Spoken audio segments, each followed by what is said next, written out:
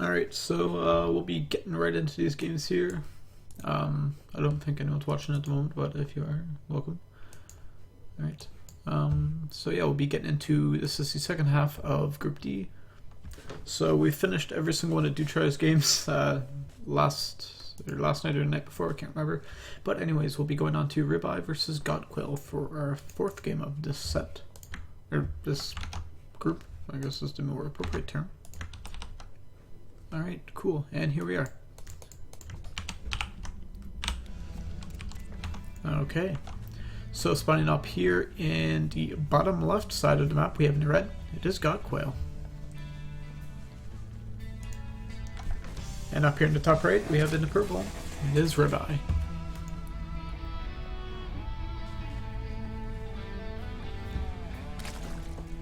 Another ZVZ matchup I know very little about, but I'm going to judge everything very harshly. I assure you. That is my job. I'm here to judge. Doesn't really look like either of these players is going for an aggressive build here, as we do see the pool gonna go down here on 17 for God Quail. Maybe hatch first here for Ribeye. Yep, looking like it. So nothing too wildly different, which is, you know, has become the standard here for our games. So everyone likes to play standard in our clan, even though we're the all-in clan. But, you know, I guess sometimes you gotta mix in those standard builds so that we don't get too predictable.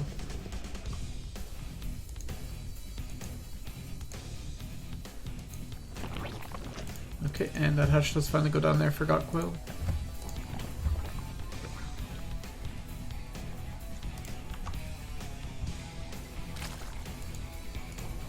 I should probably upload the first part.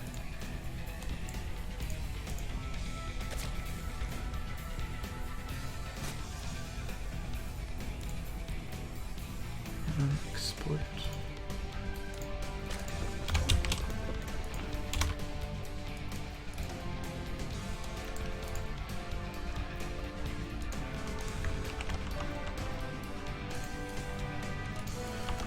So nothing too impactful happening here in this game so far. Don't really know what to talk about here. Zergling speed coming up here for both players at the same time. I mean, this is a pretty odd scenario because we don't... I mean, on Defender's Landing, the rush distance is so short. I feel like I would, like 90% of the time as a Zerg player, be going for that, like, 14 pool. Or at least some sort of early aggression.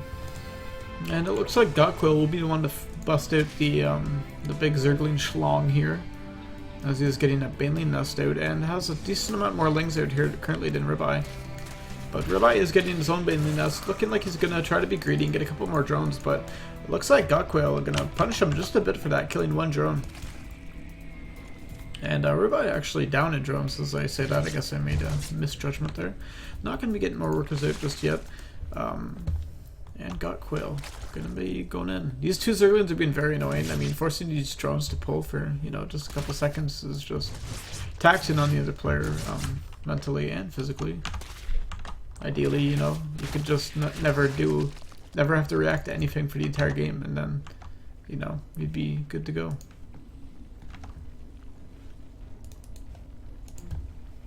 And 10 more links here for Ribeye. I guess wants to be a bit more defensive at the moment. And then 14 links here for God Quail. So I have no clue if these are timings that these players are playing against. If these players seen something, they're just building links to me. But we do have God Quail building Baneling, so that does say something to me in the fact that he's probably going to be a bit more aggressive. Although these Banelings have been morphed in at home. So I have a feeling that he's going to try to go in here and see what he can do first, like see how many links there are. And he does get a decent estimate off, I think, as he did have these links come in and see both sides here. It looks like at the moment Ribeye is just going to mass up Zerglings. Guess doesn't really want to take any chances here. How long does a bit stay top cheered for?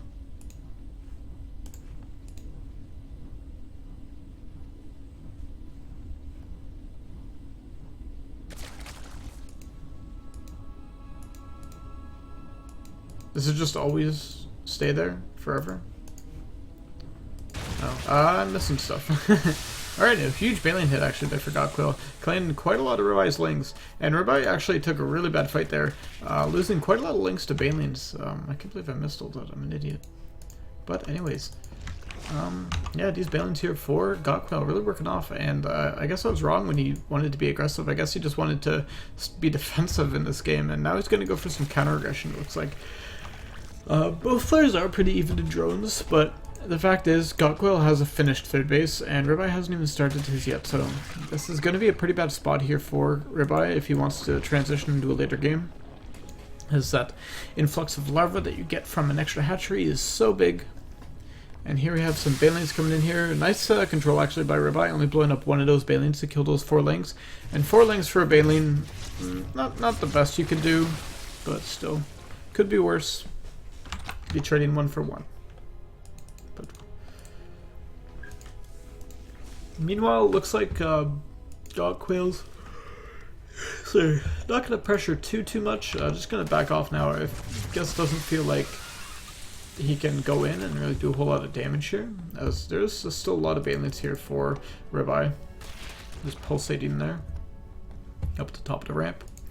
We have a lot of lings out here for Gotquail, but really it would be a foolish mistake for him to throw all of those away. No need to.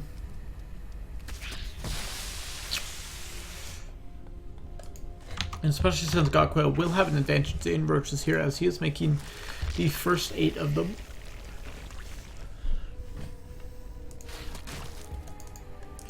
And really just keeping some map dominance. I think the overload spread here for Gotquail is a hell of a lot better than Ribeye's is at the moment. Ribeye does have a couple over here, but just like Highway of Overlords is going to allow Gotquail so much more vision in this game, and you should have seen that coming. Not going to quite react to it just yet, I guess. Maybe not catching it, but he did have vision. Nice move back there by the Queen, pulling it into that choke. Going to take so much longer to kill, and going to be so much less efficient. Okay, finally does kill the Queen, but he could have killed the Queen and picked away at the hatchery if Gotquail had moved that back, so nicely done by him. He's moving in for a ling counterattack here on the third base location, and that will go down. I don't think there's any lings here to deal with that, and gets cancelled at the last moment there. Nicely done by Ribeye to cancel that, but unfortunately didn't have the units in position. And Gotquail is taking a huge roach lead, up about 30 roaches to like 7 or 8 of Ribeye. And Ribeye is very heavily supply blocked at the moment, so no more roaches going to be on the production tab until those overlords finish. And I think Gotquail can definitely make use of this. Not at the moment though. These roaches are super clumped, and a couple of Balins smashing in them are going to help out Ribeye a lot in this engagement. More lings coming in here from the back. And these roaches for Ribeye have a great arc.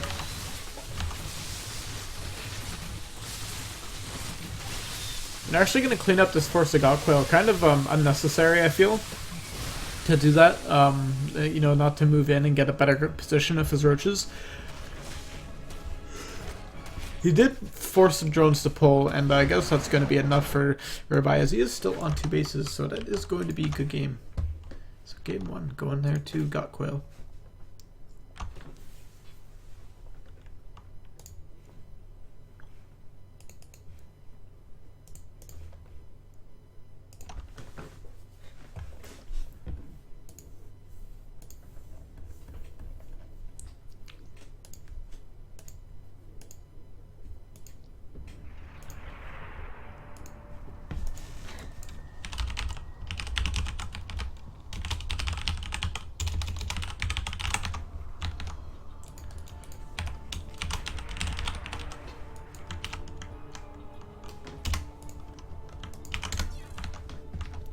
Just logging in here 1 second.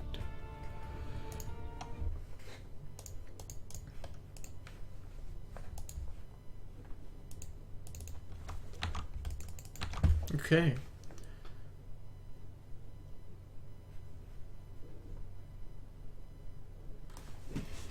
So we will be loading into game 2 here in just a sec.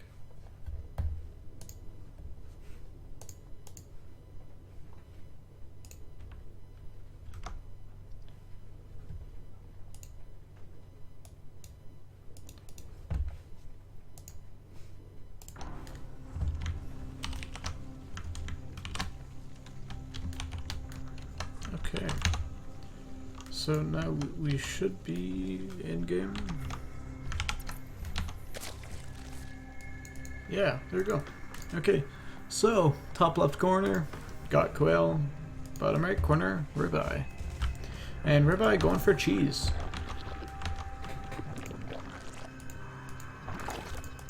Going for that 12 pool, looks like. And I don't really know how this goes down exactly, what the proper response is, but it doesn't look like we're going to have an initial drone scout, maybe one a bit later on here. But for the moment, no drones have been sent to do the scout. I didn't mean to do that. Good luck, have fun. Yeah, it looks like Ribeye hoping to take a quick game here off of Gotquail. Not sure if it's going to work though. Gotquail did go for a hatch first, so that will leave him a bit more vulnerable to this build, but still definitely not impossible to hold it off.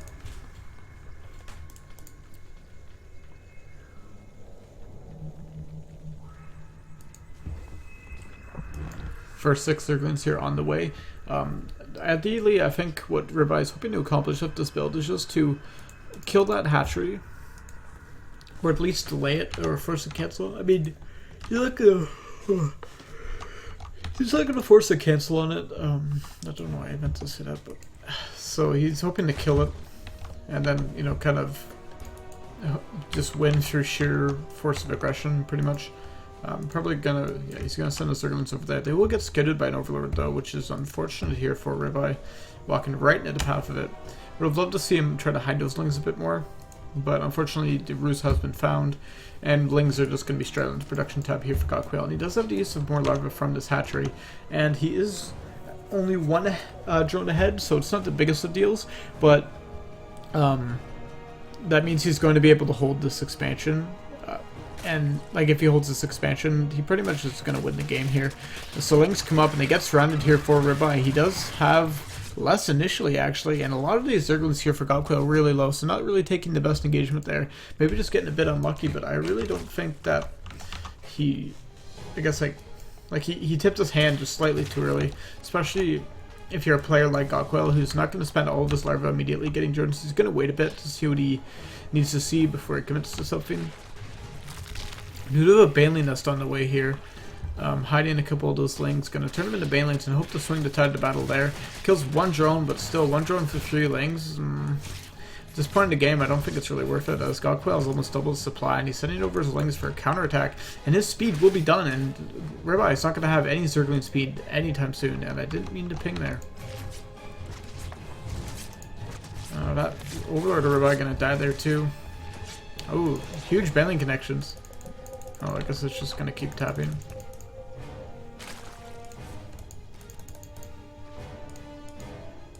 Okay, but yeah, it looks like GG is called.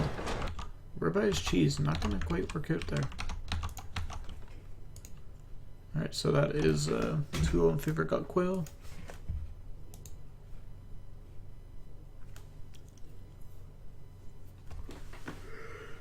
So we will be moved on to Ribeye versus Fizbin.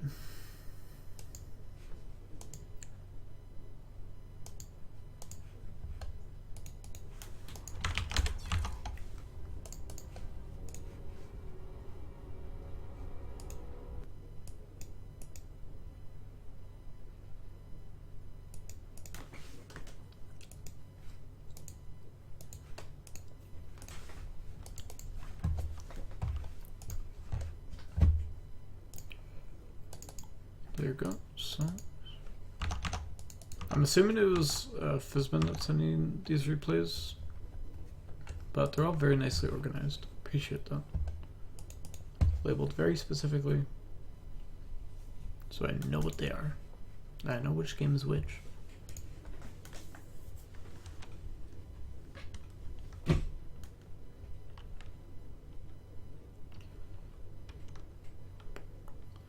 Now, another ZVZ. All of our games for this part of the groups are going to be ZVZs, which is great. I actually hate ZVZ. It's a joke. Alright, so getting into game number 1 here of this best of 3 series. Top left position, we have our purple Zerg. It is Ribeye. And down here in the bottom right, we have our green Zerg. Looks like he's going for a cheese. It is Fizbin. Or what the fuck? Going for an extremely early first hatch actually, so a bit of a macro cheese, if you want to call it such. I've seen, I think it was Ultralist do this build before. Maybe Tech4 as well, and maybe even Thrubs. I don't exactly know what this build does. I think he gets like a really early, does like speed and goes for like a link flood or something. We'll have to see.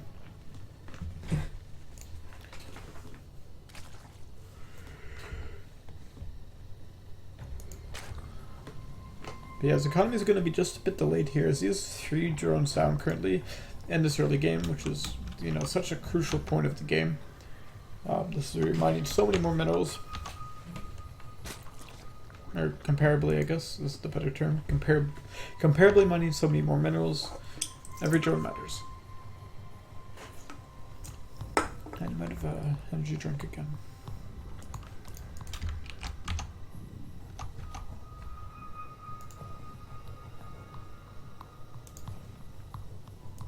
It's a lonely morning out here.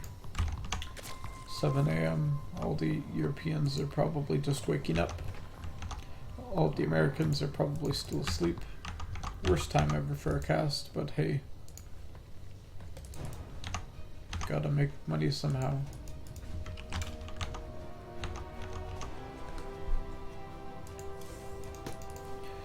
Okay, so it looks like the first 10 Zerglings here, 12 Zerglings even going to be coming out for Fizban, and this does look like it's going to be a link flood. I guess the early hatch is just for more larvae for this link flood, which is a pretty interesting concept. He's going to be down about 4 workers, but that means he's going to be up about, you know, what's that, like 8 lings? If we assume that every single larva that could have been a drone is now a ling. But yeah, just going to keep producing lings, and he's going to go around the corners of the map here. So, Ribeye is not going to be able to get any prior warning to this until it hits his natural ramp there. Looks like he's going to start pooling the lings. And if you just head over here with an overlord and start looking over here, yeah, you might notice that there's no drones at the natural. You might even notice, you know, a couple more Zerglings than maybe you anticipated. Now this should be setting off some alarm bells here in Ribeye's mind, as you see probably about 6 lings there. And we do see a Bailing's Nest coming down here for Ribeye. So he is aware that something kind of weird is going on. But I think it might be a bit too late, as these lings come in and they are flooding in here.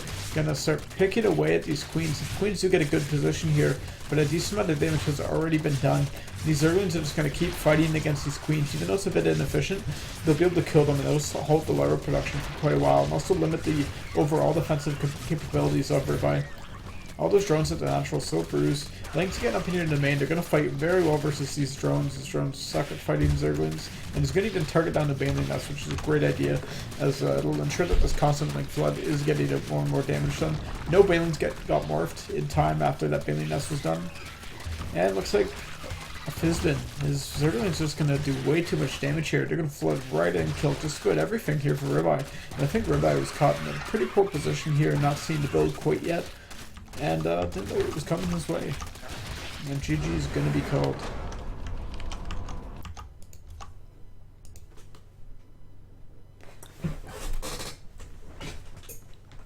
There we go. Now I guess you could see me rip it in.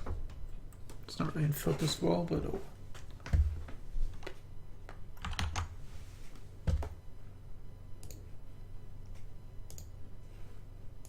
And I doubt anyone's ever going to watch this. No one is awake, and then no one is also, like, people like watching stuff live, but I find people don't really like watching the VODs for things. I'm myself like that sometimes too, so I guess I don't really blame people.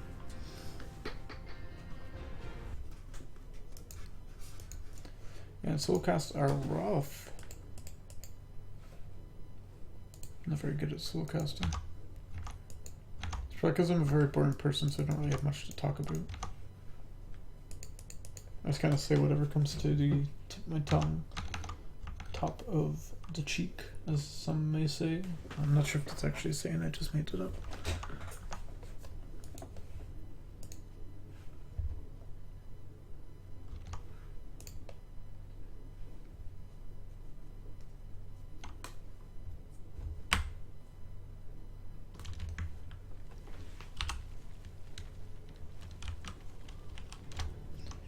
Okay, so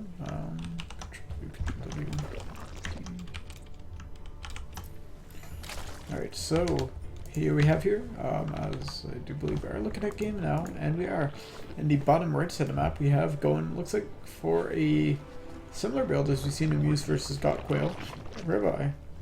And up here in the top left, we have in the green, the winner from game 1 is Fizzbin. Now personally, wasn't a big fan of this build when he used it versus Got Quail. It didn't really look, oops, sorry, I didn't mean to do that. Didn't, to me anyways, really look like, you know, just a build that you look at and say, wow, that's really strong. Like, it looked kind of weak. Maybe a player that's really good with their leg micro can make use of it and, you know, just do very well with it. But honestly, you know, if I was playing Zerg, it's not the first build I would choose to use.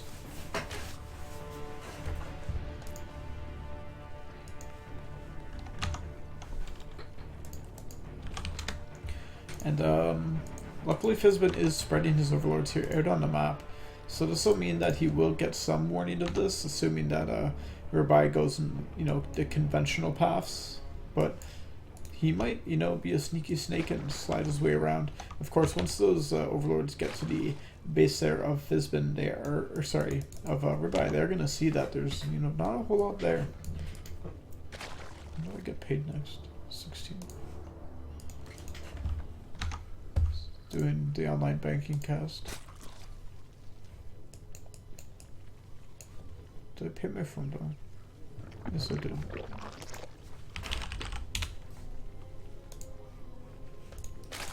And Balin is coming out here for Fizzbin as he does see these Zergus on the custom map. I really feel like it's a big mistake for Ribeye to just like put these links here just in plain sight. Like, this allows so much more time for Fizzbin to commit larvae into, you know, Zerglings instead of drones.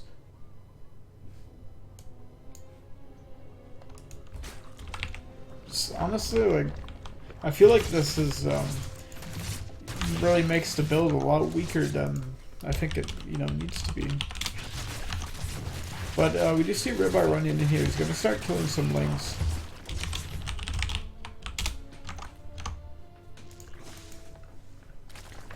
And we do see Fizzbin's ling count is not very high, only at 4 currently, sorry, 6. A couple more on the way, and that Spinecrawler in the natural will finish, which is good.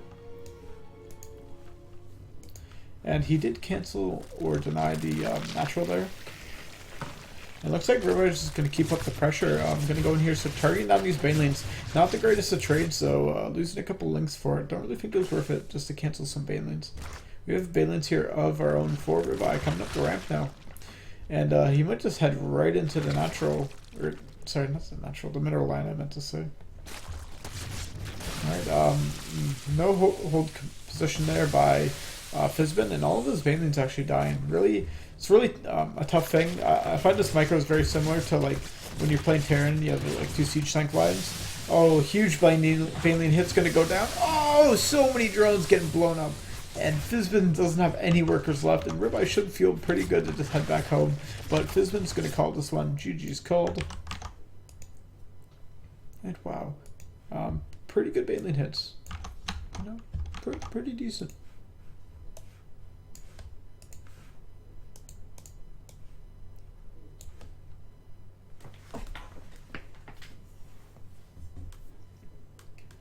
Ribeye's going to make a series out of this yet. But we'll see what happens in the next game. Both players cheese each other, you know, taking turns here with the cheese wheel. Probably take control shift here.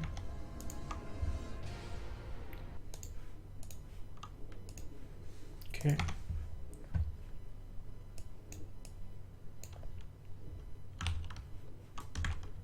Okay, paid off that, paid off that. I'm really glad I didn't use a loan to buy a car.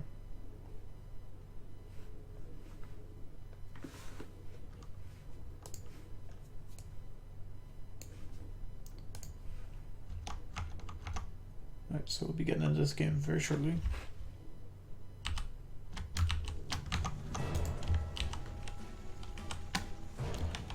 And I can't remember if I put up the score counter in the last game and did it correctly. Oh well. So up here in the top left, we have the winner of the last game. It is Ribeye. Down here in the bottom right, we have in the green. It is Fizbin.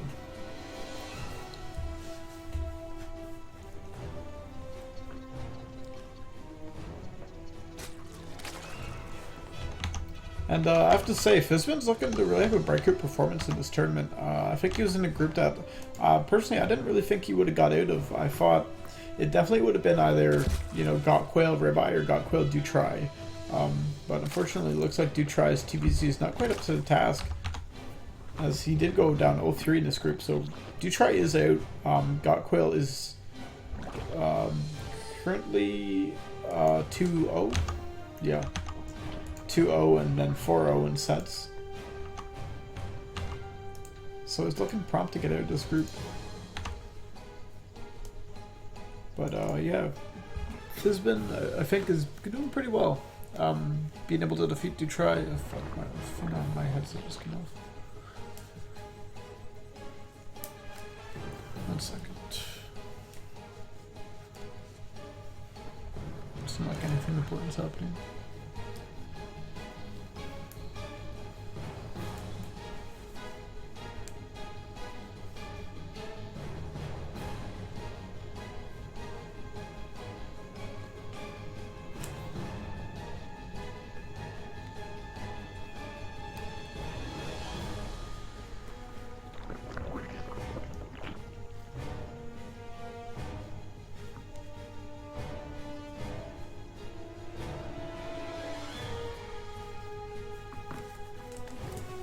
Okay, so sorry about that. Sometimes the padding just like comes off my headphones and it's really annoying. I took it off once to like clean it, and then like ever since then it has never fit the same again. We have a bailing nest here on the way for Fizbin. He is ahead in by a couple drones. Don't know exactly why. Yeah, I guess just is. Whatever. Maybe went for an earlier hatch. I don't know. Probably. I think I've seen Ribeye actually supply block there for a bit, so that might be it.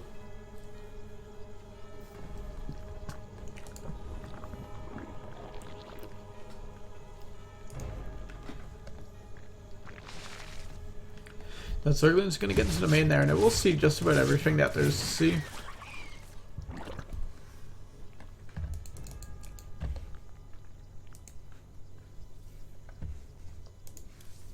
And it looks like Fizbin going to do a really quick Roach Warren.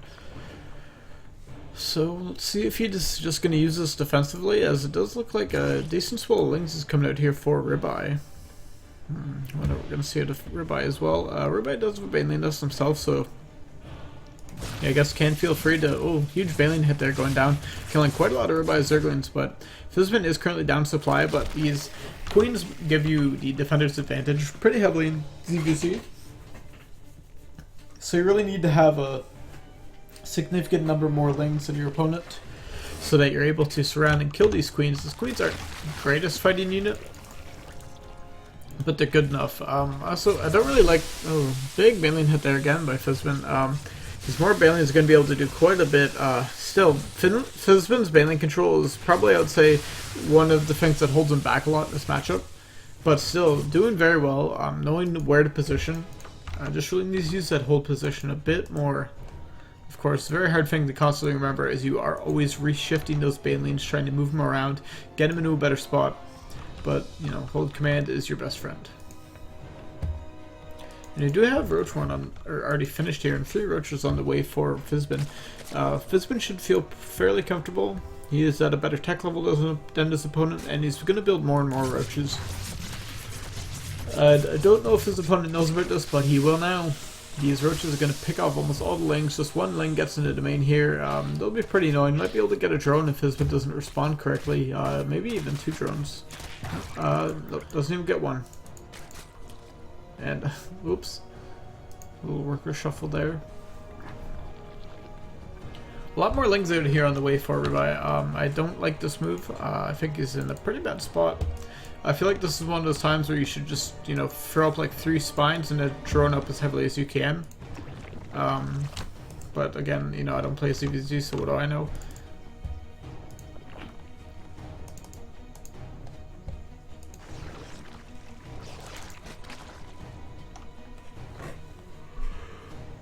It doesn't look like Fizzman plans on going out on the map just yet, and as I said that, he heads out on the map.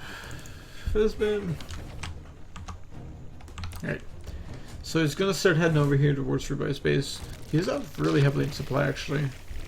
I think that early attack there by Ruby really set him back. He lost a lot of lings for not a whole lot of value. And I got one ling in there because it damaged that extractor. Not really doing a whole lot. And not really many drones here for Ruby either, so not actually a whole lot to defend. And he doesn't even have a big Zergling count either. Looks like Ruby's going to try to get out a quick early third, as Fizzman doesn't quite have his up yet, but Fizzman will kill that drone. And he's just going to head over here. A lot of Zerglings coming out, and they do almost have +1, like it's about halfway done. But I don't think it's going to be done anytime soon, and these roaches get a really sick positioning on the ramp, going to limit the amount of surface area these links can get on them, and it looks like Fizzman is going to be taking game 3 here in this best of 3 series, and going to be securing his spot possibly into this, you know, into the All-Invitational X, or 10, X is 10, right? Yep. Now, very nicely done by Fizzman. I think Ruby was a player that's, you know, expected to win. Ruby is the diamond player and Fizzman's is platinum player in this series, so normally you just think, you know, 90% of the time the diamond player is going to win, but not this time. And Fizzman is going to finish it off here. Ruby, you know, he's had his time, but unfortunately, whoops, not going to be able to make it work here versus Fizzman. Though in a matchup that's so heavily decided by your decisions and decision making, I definitely do feel like this is one that does go pretty well for Fizzman, as the decision making is usually pretty good. It's just his really, I guess, like his game knowledge maybe and his mechanics that need a bit of polishing. But he's a very good third player, and excited to see him taking Ruby out in this series. So we're going to be going on to our last series. So this will be deciding whether or not we see a tiebreaker here.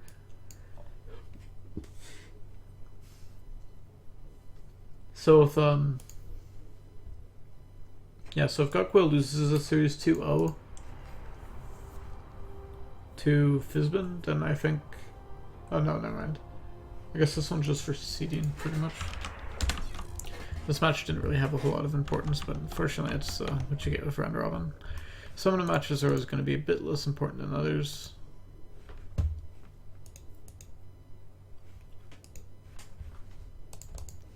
But still, we're going to cast it anyways. It's going to be Gotquill versus Fizzman. Game number 1 is on Ascension to Ire. Only thing I like doing about ZVZ groups is that the games get done pretty quickly. I mean, I don't know how long I've been broadcasting for, but let's see, what is it up, say 38 minutes, and we're already like done the bottom half of this group.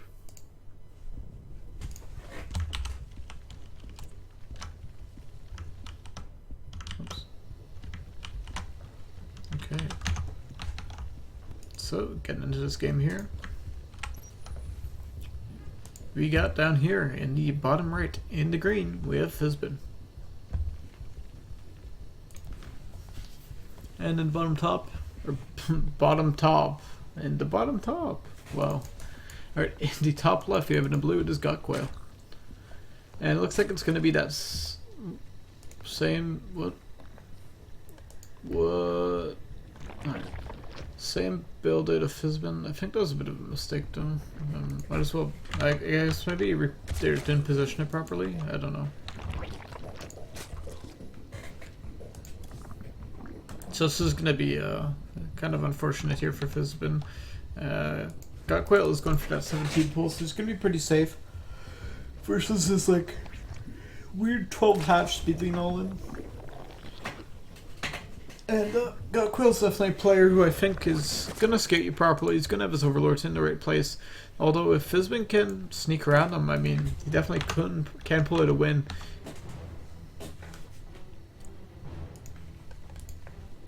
We'll have to see if this cheese build here for Fizbin does play out. Probably depends on if his opponent scouts it or not. If Godquill doesn't see anything that tips him off to what might be happening, then this is definitely going to be, you know, it could be game over for Godquill. But on the other hand, if he does scout it out and see what's up, then Fizbin's going to be in a, you know, a world of pain here.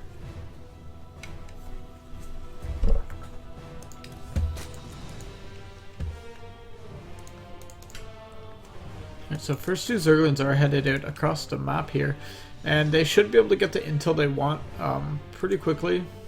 Do got a bunch of lings here on the way, 8 of them for Fizbin, but once these links from Godquill get over here and see what's up, I mean, Godquill should have enough time and enough income to produce more lings than his opponent and hold this off, but if he keeps droning, then he's going to have a problem.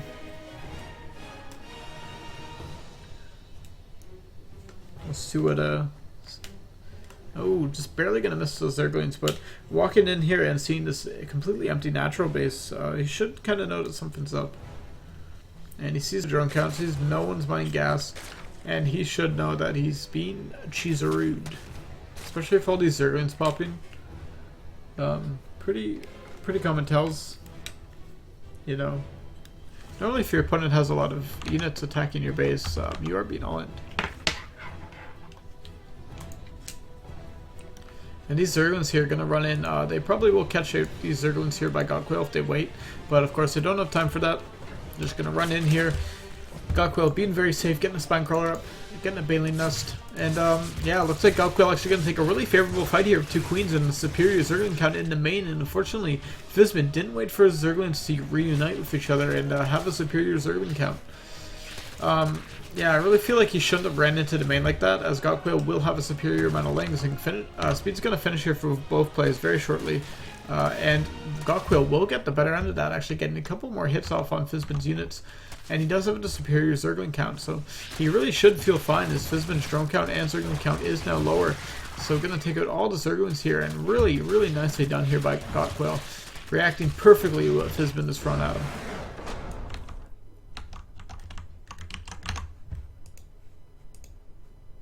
Alright, so going to be getting into the second game here of this series in just one moment.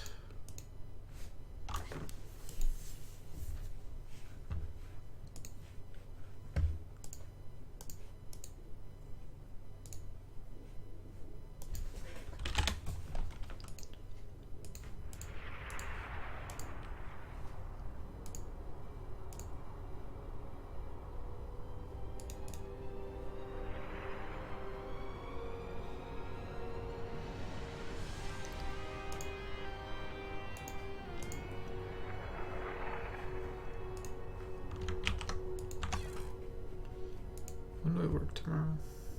5. I work at 5 every single day this week.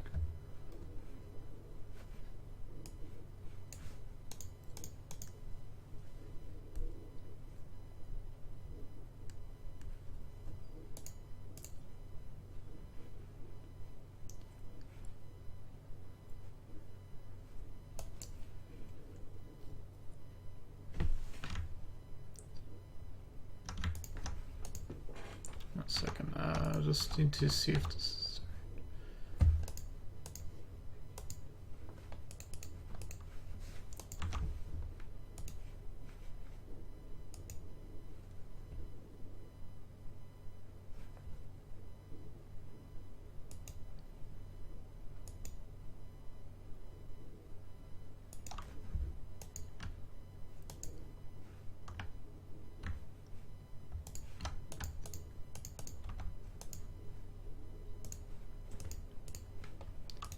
Okay, so we're going to be going into the next replay here. I think I'm actually going to be skipping Group E because it was like not very good games.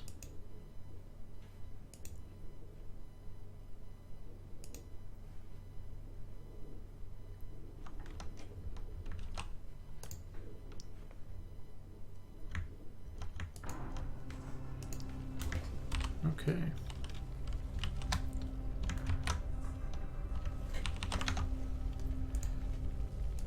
So, sorry about that. So in this bottom left corner we have It is our green Zerg Fizbin. Up in the top right, we got in the blue. It is got Quail.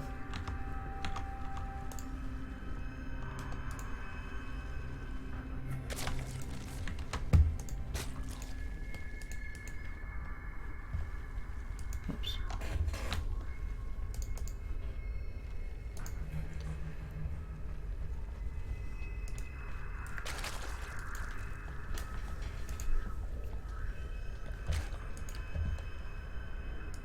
I actually have a decent amount of people watching my VODs on Twitch, actually. I'm surprised. Oops. I wonder why people like watching VODs on Twitch as opposed to watching them on YouTube. That's probably just as easy to find.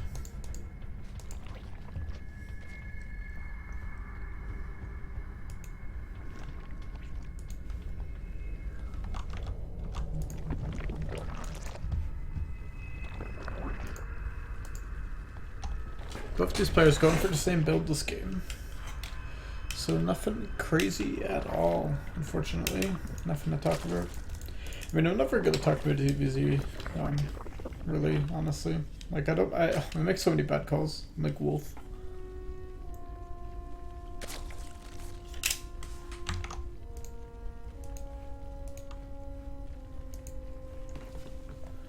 But the boring early morning casts gotta be done. Gotta get these games casted. Gotta keep this history rolling.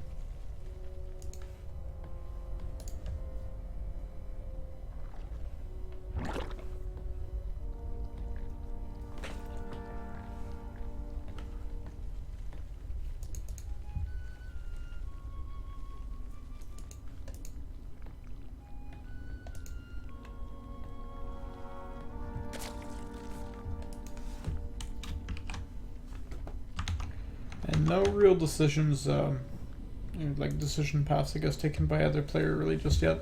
Both players just gonna get kind of skid out what each other's doing. Just going to this game pretty normally.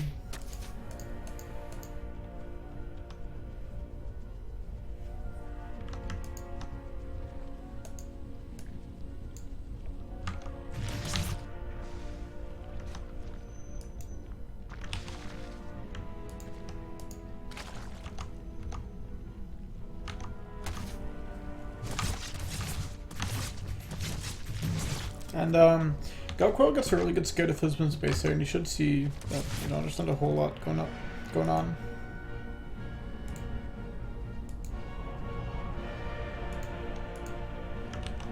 Okay, that was the only VOD I was missing. Good super too.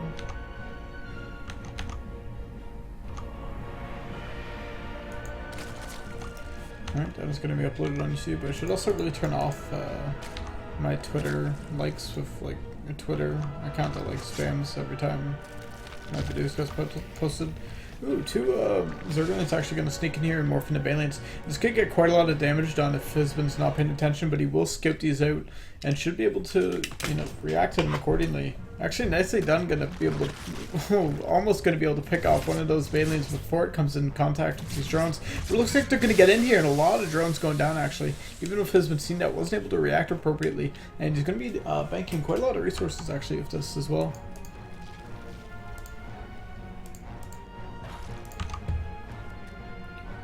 And meanwhile, we got a lot of Zerglings here running in for Galquil now.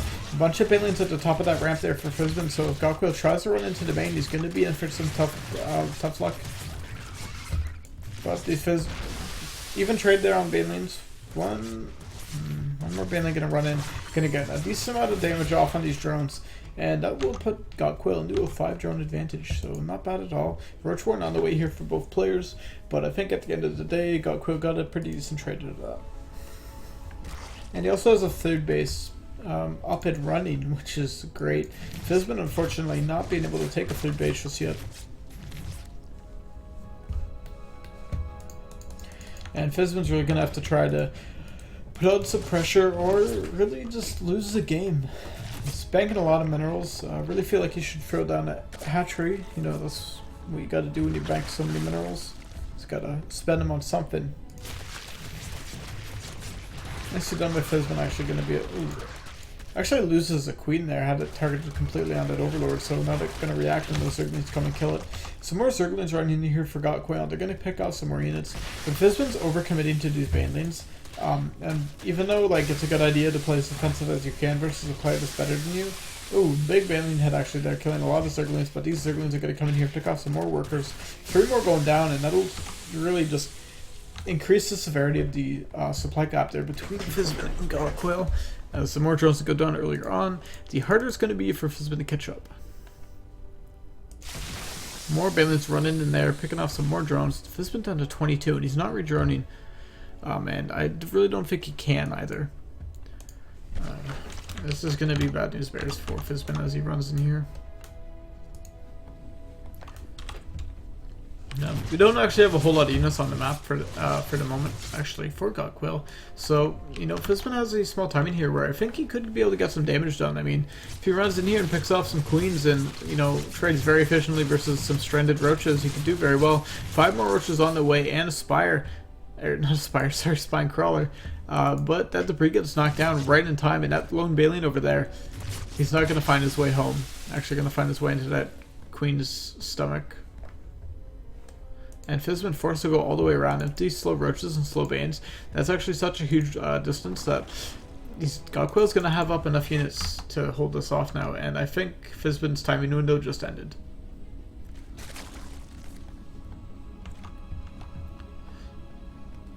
Alright, so this is Fizban's last hope in this series. Can he take this game? He's going to run in. Some Banelings coming up. They're going to impact on one singular roach, but great concave here for Got Quail. He's going to be able to defend this push with pretty, pretty relative ease, and GG is called. Got Quail going to be taking that second game, and with that, we're done with Group D. I think I have Group F. I'm not going to be casting Group E because it's just like Pusosid beating up on some lower league players, and honestly, I don't know. Doesn't really speak to me.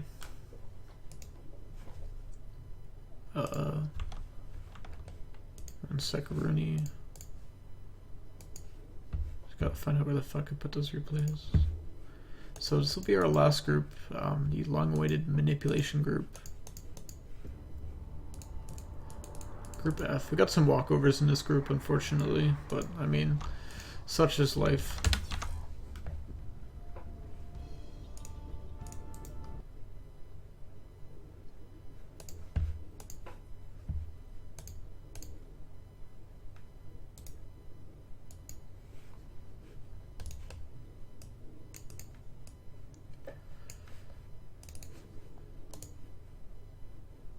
I don't want to see the fucking...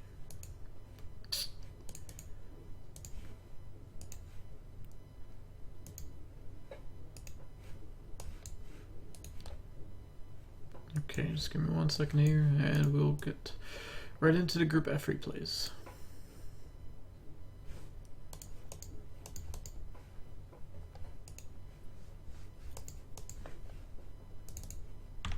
Okay, so let's see what's first off. It's going to be Drumhead versus Nemo for our first game, and so I guess don't really have a whole lot of backstory.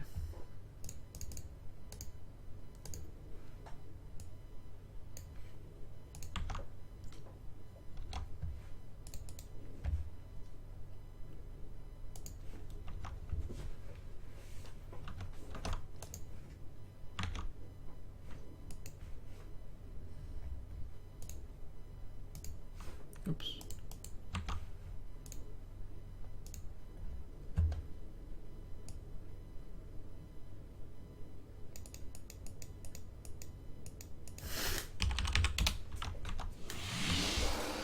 Okay.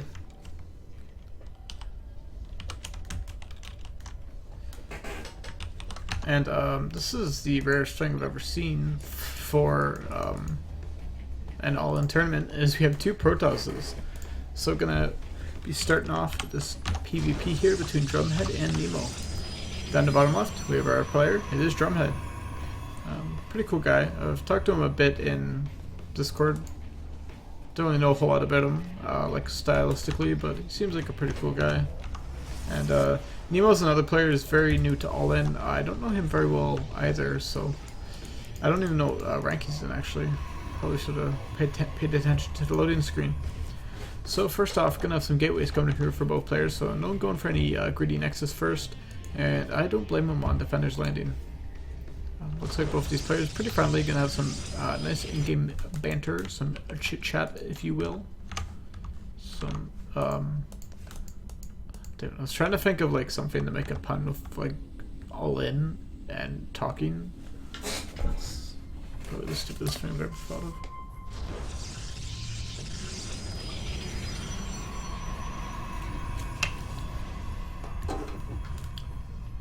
Day old G Fuel does not taste good.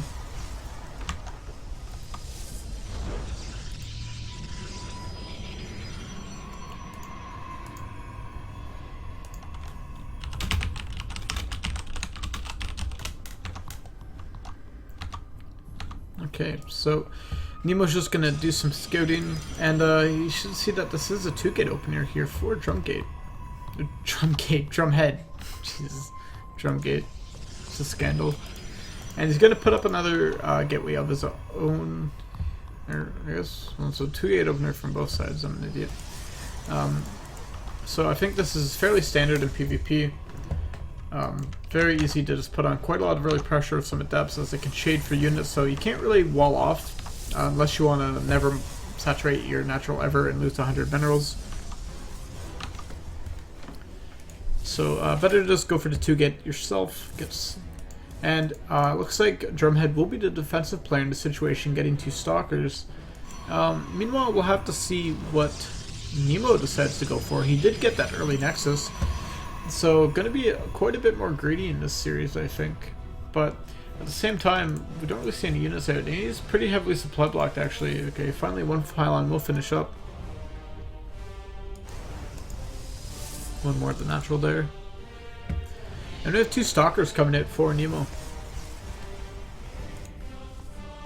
And you should see that Drumhead still does not have any Nexus down. First 2 stalkers from Drumhead are going to go across the map, and complete contradiction to what I just said earlier, he will be the aggressive one. Didn't get to pick out that probe, unfortunately. First 2 stalkers out, and they do get the first shot, which is good. Though the micro is really what's going to count here. Nemo was lucky, and he actually did get some real damage done to that stalker, so whoops, that's great for him. Was able to fort that back without taking any damage. And he's going to be in a pretty good spot since he has this Nexus up. He'll be able to produce probes 2 at a time. He's going to be able to get his units out much faster, get more units out. He's going to start working on his cooling tower. But we do have 4 stalkers here coming out for Drumhead. 2 more stalkers about to finish for Nemo, but it looks like Drumhead's going to catch him unaware. He's not paying attention to stalkers. He's going to lose one right off the bat. And this is looking like our 4 gates of old. And unfortunately for Nemo, he did not get the Mothership Core out quick enough, and I think this is going to be it, pretty much, for him. If Drumhead just continues to micro right. We see 2 more stalkers heading across the map. Mothership Core is almost out for Nemo, but it's at this natural base, and it's going to get targeted down. Oh no! Alright, so he will kill off that cooling tower. So that will block the reinforcements slightly, as they'll be forced to come back. We do have a Nexus finally started here for Drumhead, but this pressure has worked out spectacularly for him. And finally, ouch. So Gateway warping in here, and it's going to allow quicker warp in point towards Drumhead Stalker, says warp kit is done. Nemo's actually producing out of gateways. GG is called. Unfortunately, Nemo's attention kind of lacking a bit at the start there.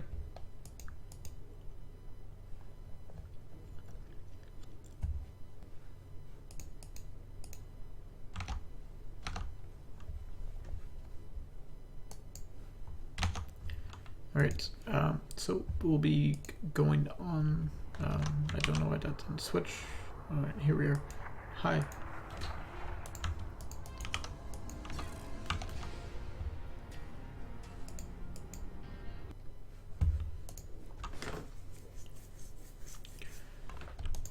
Okay.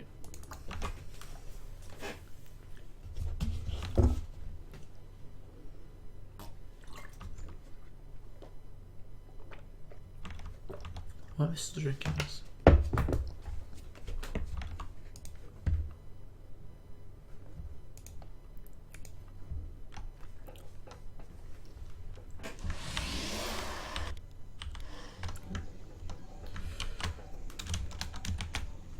Okay.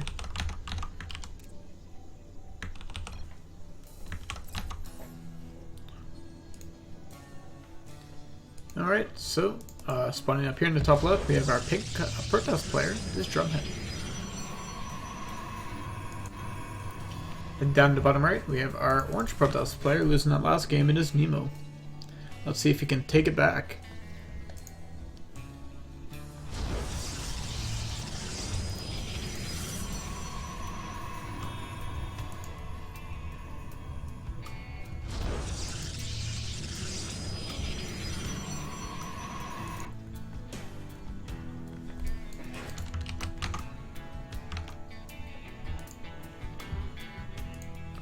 Both players getting really early on. I'm trying to see if each other is doing a more aggressive build this game, I guess. As Nemo did lose to that one, an aggressive build last time, so probably wants to be on the lookout for that.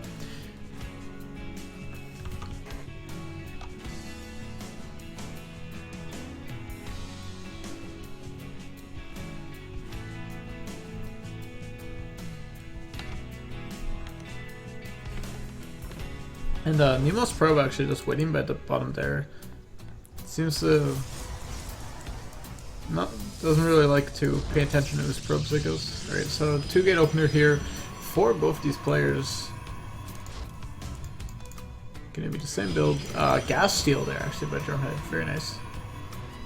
It's gonna pretty much force Nemo down a tech route that Drumhead is okay with. And he's even gonna pull some workers to try to kill that off.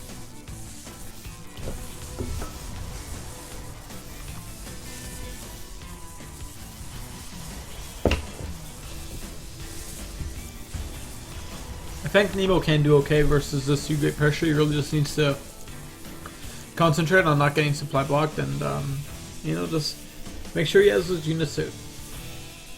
StarCraft is a tough game. And it's very tough to, you know, always be on your toes. But sometimes you gotta make do.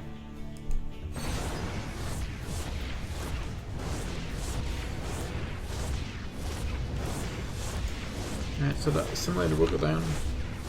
I think after these games, or these games, will, this series I should say, is probably the best term. I'll probably be getting off. Hope everyone's enjoyed, if anyone watched at all. But someone will probably watch the VODs and hear me saying this and go, thanks Siegfried, I watched the VODs. And I'll say thanks. I don't get fucking YouTube money for that if you watch it on Twitch. I actually don't get YouTube money at all, so it doesn't matter. But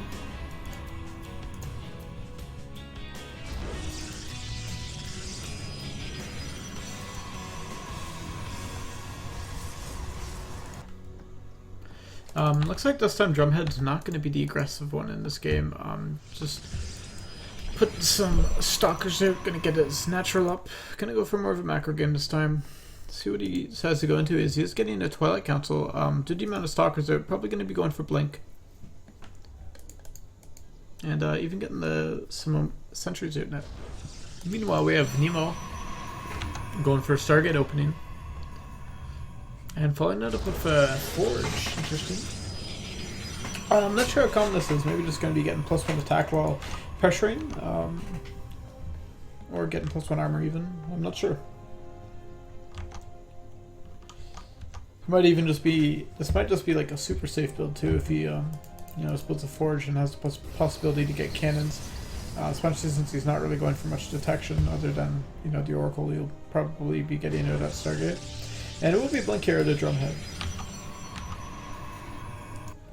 And Nemo's going to send his first 4 Stalkers up here, but I think this is a really bad move. There's 5 Stalkers in the sentry there. These Stalkers can get cut out so easily if Drumhead's paying attention. And not a good idea, Nemo. Back off, Nemo! It's playing to fire when you engage like that.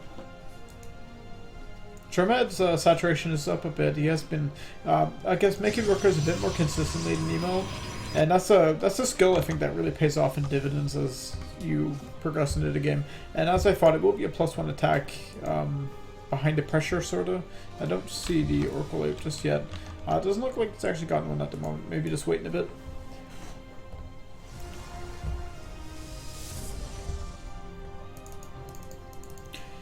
And I see some, looks like Adepts heading out on the map here for Nemo. Gonna get him some scouting information. Gonna try to see what's up. And finally, first Oracle does come out here for Nemo. Maybe gonna get some pressure done with that. But I think it's been a bit late. Probably want to get that out as early as you can in PvP. As, you know, most of the time Protoss players are either at home or at your base. So, hard to get damage done.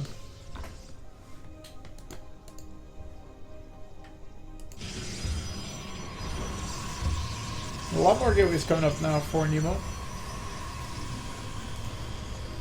And I think that Hallucinated Phoenix pretty much seen everything in Nemo's base there for Drumhead. So he should feel pretty confident in what he's doing, and as we see, Drumhead has moved all the Stalkers into position to deal with this Oracle that will inevitably be coming in. And we even have some Adepts coming in here too, so there's could be some cute harass here, trying to move the Adepts into one base, force units out, and then send the Oracle come right in. So Oracle will run into the middle line there, but there's a lot of Stalkers, and he's going to have to stay away from that middle line if he wants to do any damage here. And unfortunately, those Adepts come in and do no damage whatsoever, get killed by those photon overtures pretty much immediately. And this is pretty bad news for Nemo, as he was going for a very harass-heavy opening this game. And without getting any damage done with that harass, you're going to fall behind to the players playing the macro style.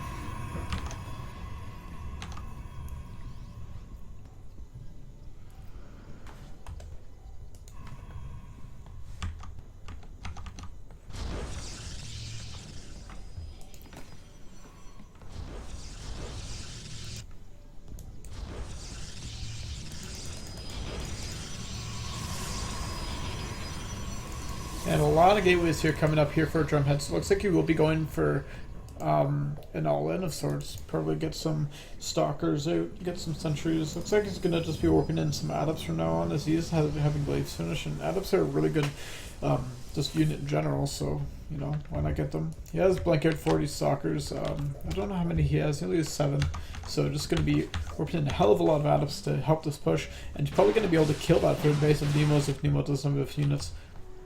And Nemo kind of been skipping on the units so far. He is getting some more Stalkers who he does do okay versus, you know, Mass Glaive Adepts, but still, Mass Adepts with Glaives are still very strong.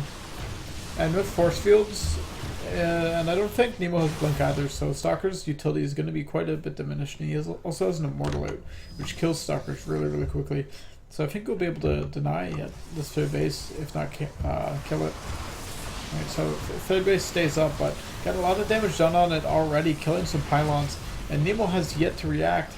Probably still thinking about, you know, do I let him kill this? Do I engage? A lot going through his mind right now. And finally, Immortal does come out. It is in the front. It's not where you want it to be. The Stalkers, or sorry, Adepts are going to shade right on top of the army. All of them shade on top of the army, and just unfortunate engagement there by Nemo. All the photon overcharges go down. He's trying his most desperately to hold on, but unfortunately I think that's going to be it for him in this game, as Drumhead advances here. Going to pick off all the rest of these Stalkers, going to kill off that pylon, cancel some Adepts. No Glaives here for Nemo, so unfortunately these Adepts are not going to be as strong as the Adepts of Drumhead.